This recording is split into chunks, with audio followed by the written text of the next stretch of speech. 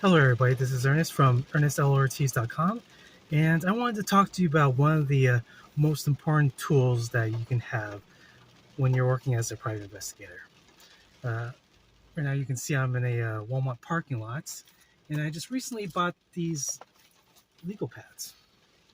There's a 8 by 5 by 11 legal pad I bought right here, and then here's a 5 by 8 legal pad, a smaller one right here, and I bought a bunch of pencils to put in my already collection of pencils I already stocked up.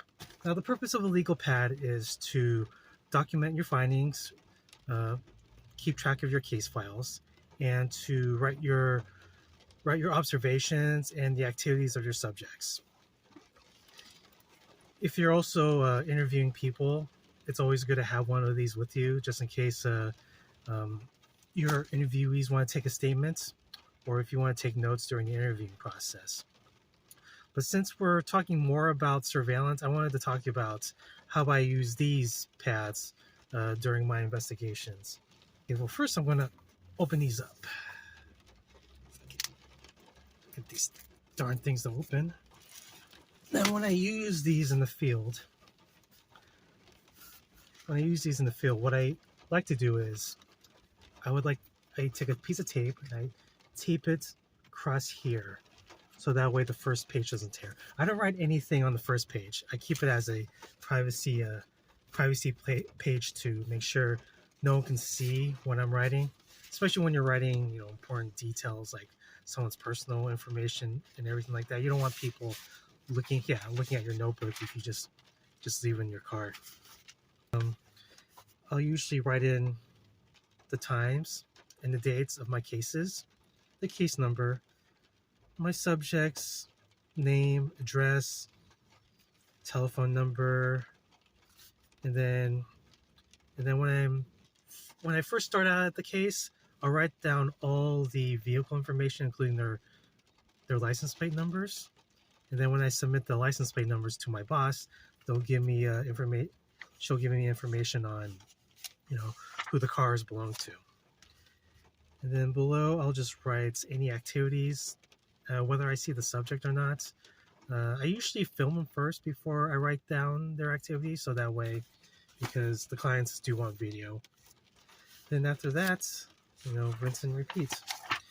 Now, I just wanted to talk to you about, give you a little bit of tips on when you use these things. Now, at first, when I started doing this sort of work, I used to use the 8 by 11s, and while there's plenty of space to write on it, it looks really flimsy because a lot of these legal pads are pretty flimsy. Yeah, see, especially the cardboard part. It's not really that strong, and also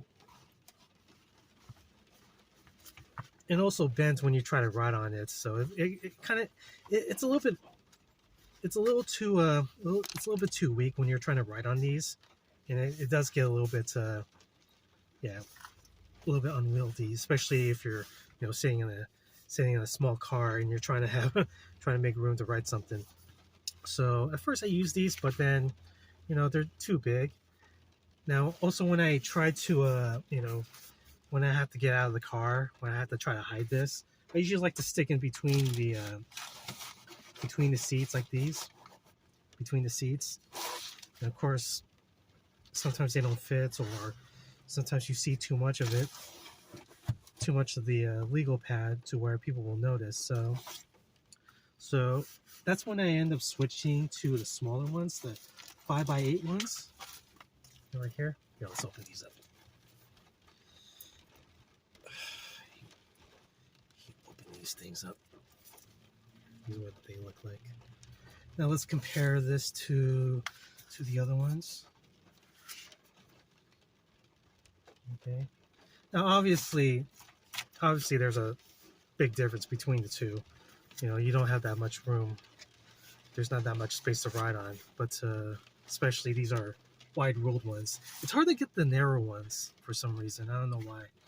But I end up switching to the small ones because they're a lot easier to write. I mean, they fit on my thigh just fine. And even though I may have to write a little bit smaller just so I can save some paper, But I mean, there's really not much of an inconvenience.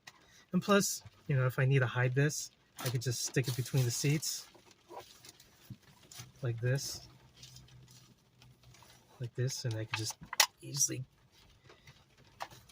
get them out.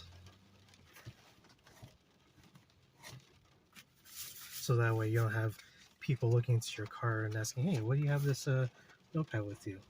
But yeah, now I don't do much investigating surveillance nowadays because I'm a stay-at-home dad. But the reason I bought these because I wanted these legal pads. I wanted to keep these legal pads as a another writing tool whenever I'm writing my articles or more sales letters or potential ebooks, that sort of thing.